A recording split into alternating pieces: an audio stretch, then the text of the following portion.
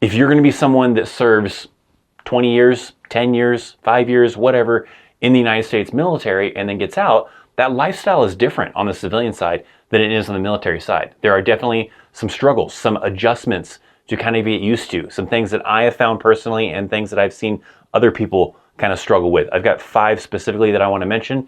That video starts right now.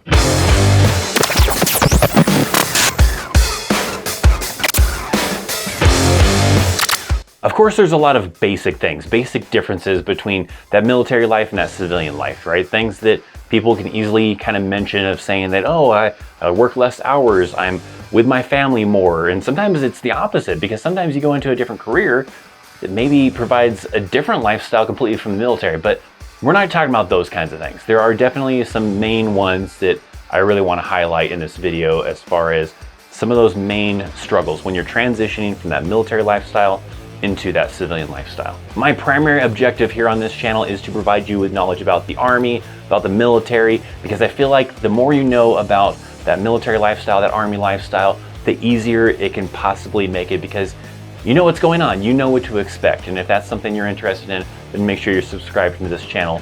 But let's get into some things first that get into why that transition might be a little bit challenging. If you're unaware, I've served a little over 10 years in the United States Army, almost 11 years. I deployed twice to Iraq, and the transition of getting out and going into that civilian sector was definitely different, right? That was all I knew for 10, 11 years. When I went into the United States Army, it was straight out of high school pretty much, right? I mean, I think I took like 3 months to enjoy my summer vacation, and then it was off to basic training for me, because that was it, right? I went from high school to the Army, and then after doing almost 11 years, right into the civilian world. The first transition that I think was kind of scary, the first one I got on this list, is that job security, right? You have this very comfortable kind of knowing that you can't get fired, and if you're gonna get fired, it's extremely hard because you basically have to commit a serious crime to get fired, to get kicked out of the Army or out of the military. But nonetheless, you have that security of knowing that you can't just get laid off. There's not gonna be budget cuts that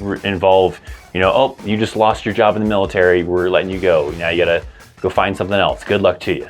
You're not gonna have to worry about, you know, if you suck at your job, getting fired. I mean, you're gonna get yelled at, you're gonna probably get some extra training to try to get you better, but you know, it's not like the civilian world, where the civilian world, if you are horrible at your job, they are having some funding problems or whatever, you're possibly gonna lose that job. So there's definitely that security you get from being in the military of, you know, knowing that, hey, I'm always gonna be getting this pay. You know, I'm always gonna have this job for as long as I wanna keep it.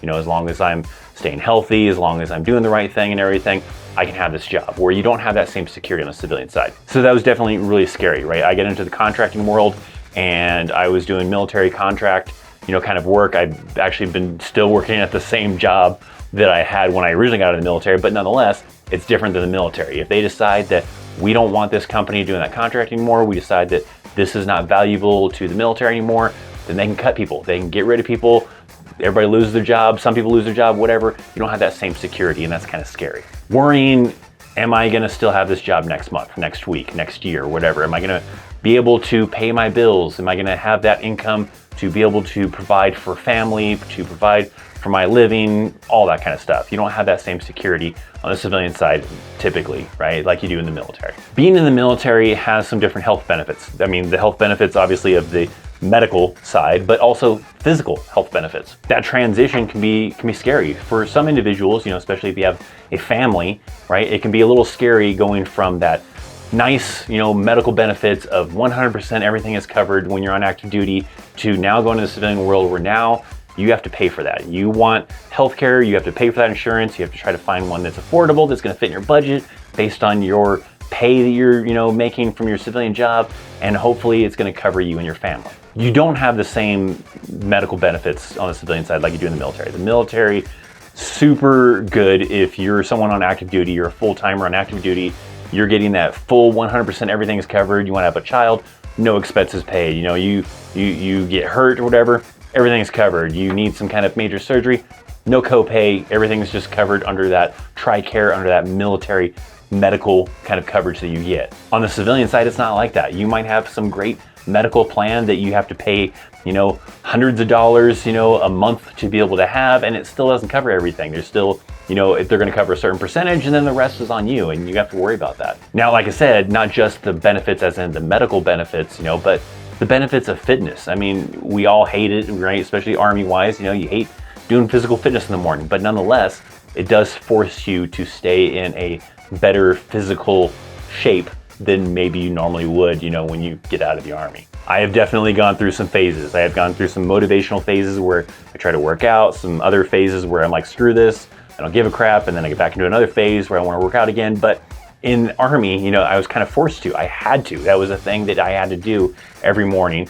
And for me, especially when I was younger, I had a very high metabolism, so that kind of kept me really skinny, but nonetheless, probably in great shape, So not just the medical side of things, the transition of, it's not forced on you to stay in shape. It's now on you, right? So if you stay in shape, great. You can stay in great shape and probably keep a good, physical fitness kind of thing, and it's healthy on you. But then if you're not very motivated, then you don't really have anything that's forcing you to do so. So some people kind of, end up dropping out and gaining a lot of weight, getting out of shape, getting unhealthy, whatever the case is. But nonetheless, I mean, that military structure, really forced you to take better care of your body. Now, by the way, Christmas coming up, maybe it's already passed, I don't know, depending on when you're watching this video, but nonetheless, I have a special Christmas themed shirt here from Grunt Style. And if you would like to get one like this exact one, or other similar Christmas themed Grunt Style shirts and all sorts of other cool themed shirts, whether they're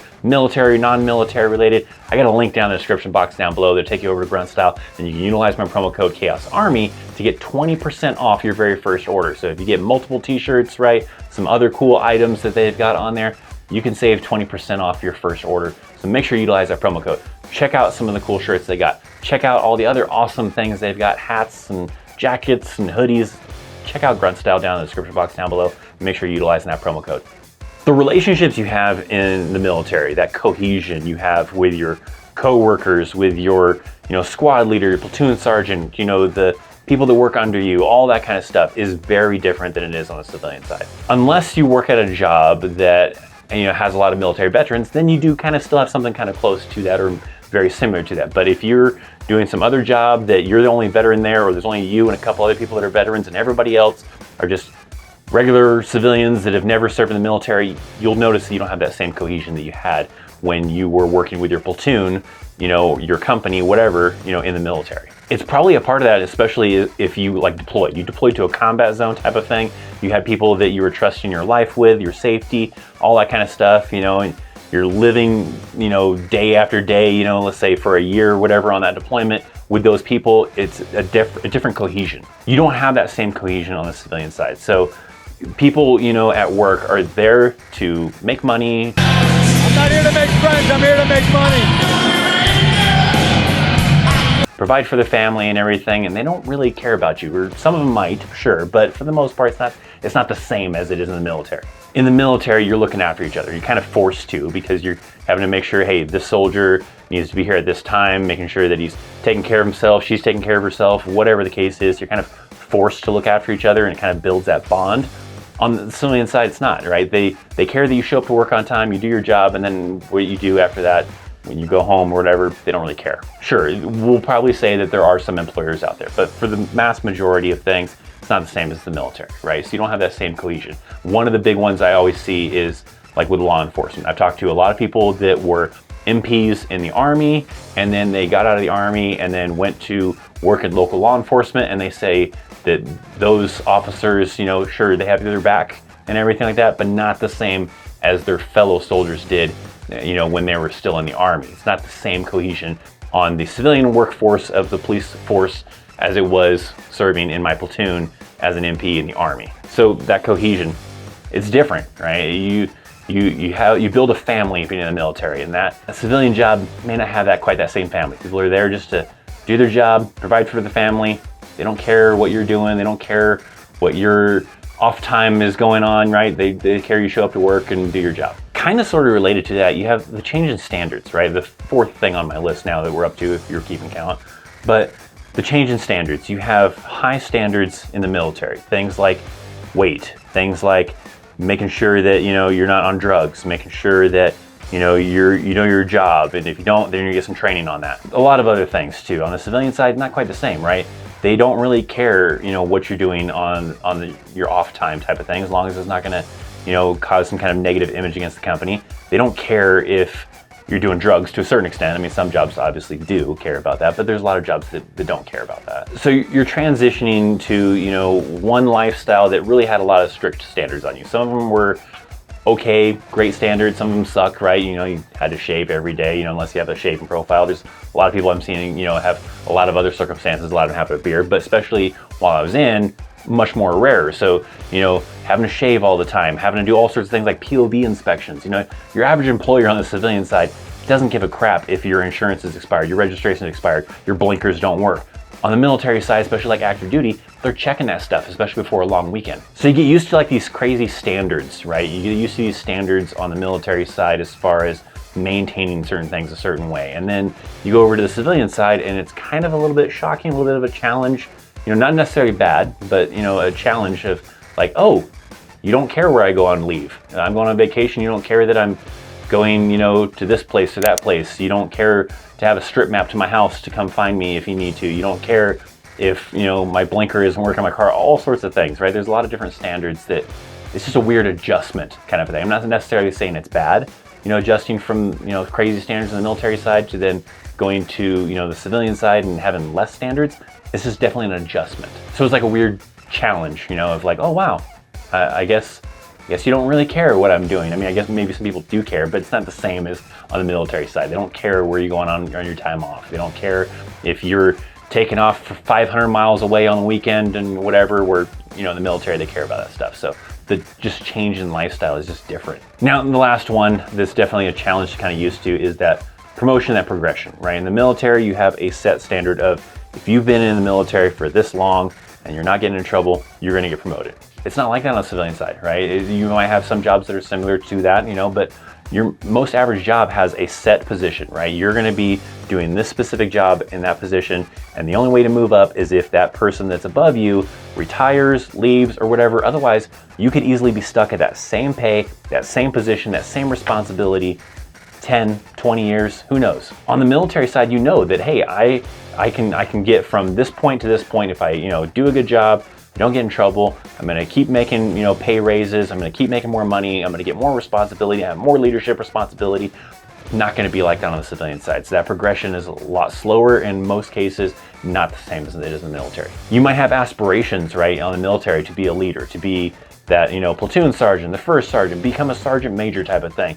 Where on the civilian sector, right, you could be in that one position for your career, your entire time, at that one specific kind of level of responsibility and everything like that, and you cannot move up to a higher responsibility unless somebody above you retires or, you know, gets fired or something kind of crazy. I've definitely seen that like with my current job, right? I've been doing that same position, that same kind of level of responsibility for now, I think we're coming on 12 years type of thing, where 12 years in the military would easily result to probably, you know, being a platoon sergeant or something like that, right? And making more money, but I'm still making basically that same pay with a few pay raises here and there, but for the most part, that same pay and that same responsibility since I've been there. The positions above me are very few. There's only a few of those positions above me, and it requires one of those people to leave, basically. And a lot of those people have been here longer than I have. So that career progression, that promotion, it's not the same. It's definitely a transition kind of a thing. You expect one thing in the military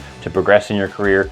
On the civilian side, you may want that, but you can't. You can't progress in the same way as you were doing in the military. My veteran viewers out there, what was something that maybe you found that was the biggest kind of shock, right? You spent X amount of years in the Army, Marines, Air Force, whatever the case was. You got out and then you were like, holy crap, this is a lot different. I want to hear about that down in the comment section down below. And for my viewers out there that may be currently in, maybe who are, you know, wanting to join the military, what's something maybe you're worried about? You know, you've heard this about the military and you're worried that, you know, after you've served however long in the military and you get out, you have something you're concerned about. Let me know also in the comment section down below. If you have found this video at all helpful, make sure you're sharing it, make sure you're hitting that thumbs up. If you would like to learn about some of the differences from some of the different branches, I have a video right here that you can actually check out that covers a lot of the differences between the different branches of service. Thanks for hanging out. Thanks for watching. I'm Christopher Chaos. I'll see you next time. See ya.